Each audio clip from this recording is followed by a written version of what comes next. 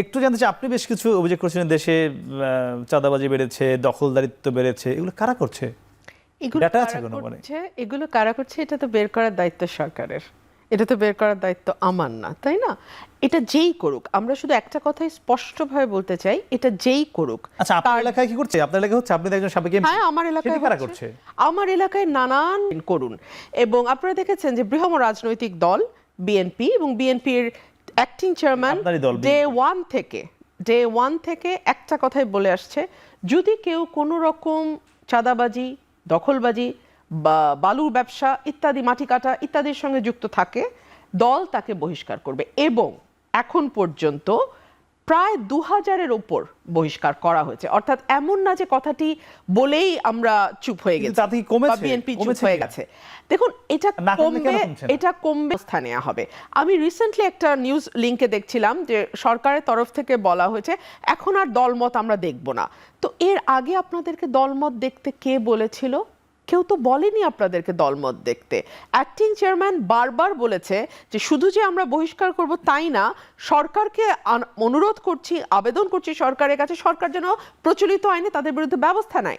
এমনকি তিনি এটাও বলেছেন যে বিএনপি যদি আগামীতে সরকার গঠন করে, তাহলে এই মানুষগুলো যাদের বিরুদ্ধে ডাইরেক্টলি এই ধরনের, এখন পর্যন্ত, এখন তো 7 মাসের প্লাস, 7 মাসের ওপরে যারাই করুক না কেন, আমি একজন নাগরিক হিসেবে আমার এইটুকু আমি বলবো সরকারকে যে একেবারে চোখ বন্ধ করে যারাই অপরাধের সঙ্গে যুক্ত তাদের বিরুদ্ধে ব্যবস্থা নিতে হবে। বিকজ এটা কিন্তু এই সরকারের এক্সিস্টেন্সের প্রশ্ন। একটি বিষয় এখানে আমরা একটু বেশি জানতে চাই।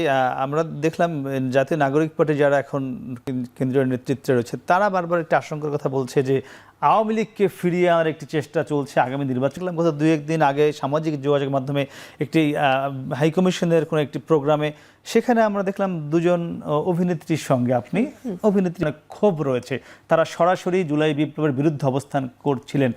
আপনি নিশ্চয়ই বিএনপির একজন সাবেক এমপি হিসেবে এই বিষয়টি আপনার কাছে কি মনে হয়েছে? আপনাকে আমি স্পেশালি থ্যাঙ্কস দিতে চাই বিষয়টি তুলবার জন্য, কারণ অনেকেই এই বিষয় নিয়ে কথা বলছেন, কিন্তু আমি তো আসলে ক্ল্যারিফাই করার কোনো সুযোগ নাই।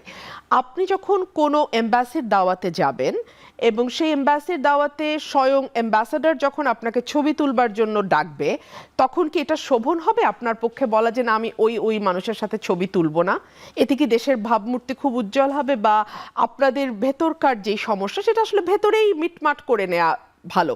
যারা অপরাধ করেছে আমি শক্তভাবে বলবো তাদেরকে বিচারের আওতায় আনেন। সামাজিক যোগাযোগ মাধ্যমে আরেকটা থার্ড পার্টির বাড়ির দাওয়াতে গিয়ে আপনি কার সাথে ছবি তুললেন আর কার সাথে তুললেন না, সেটা কিন্তু কোনো ফৌজদারি অপরাধের সাজা হতে পারে না, ঠিক আছে?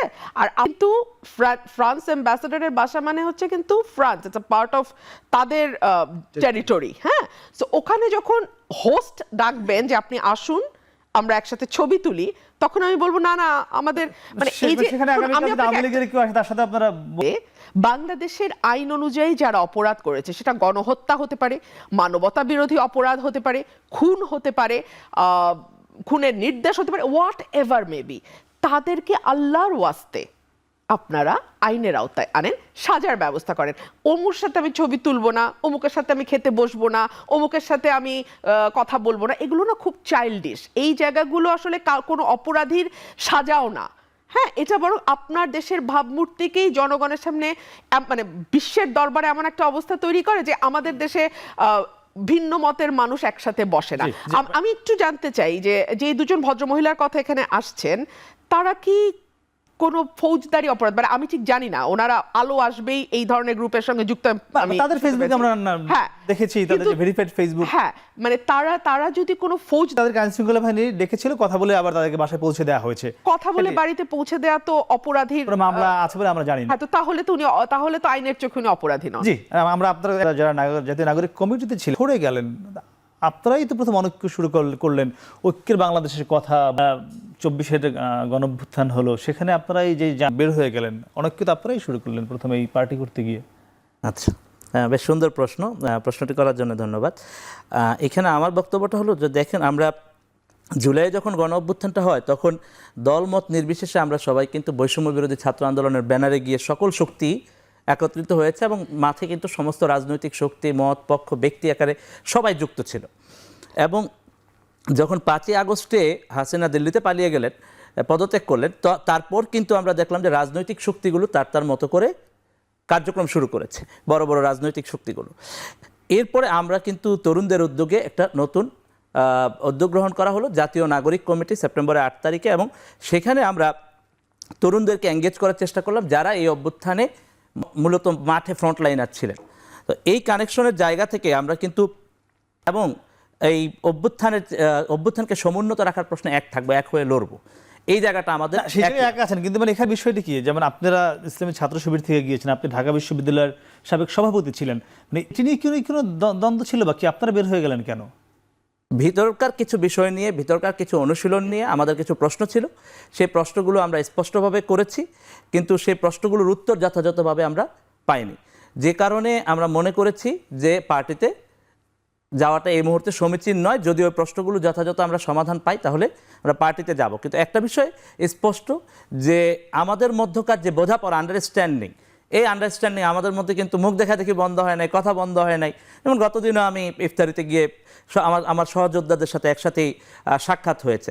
লাগাতার ওদের সঙ্গে ছিলাম এবং সেই সময় আমি নিজের চোখে যেটা দেখেছি, ওদের একটাই দাবি ছিল শেষ দিকে এসে হাসিনাকে সরতে হবে। এর বাইরে আসলে বিশ্বাস করেন কে সরকার গঠন করবে, কি সংস্কার হবে, কি হবে বাংলাদেশ সামনে, কিচ্ছু না, কিচ্ছু না। আমি কেউই তখন একটাই দাবি, শেখ হাসিনার পতন। শেখ হাসিনার পতনের পর আমি মনে করি সার্টেনলি প্রত্যেকের যার যার নিজস্ব মতাদর্শ থাকবে, নিজস্ব রাজনীতি থাকবে, নিজস্ব চিন্তা থাকবে যে আগামীতে বাংলাদেশ কিভাবে রান করবে।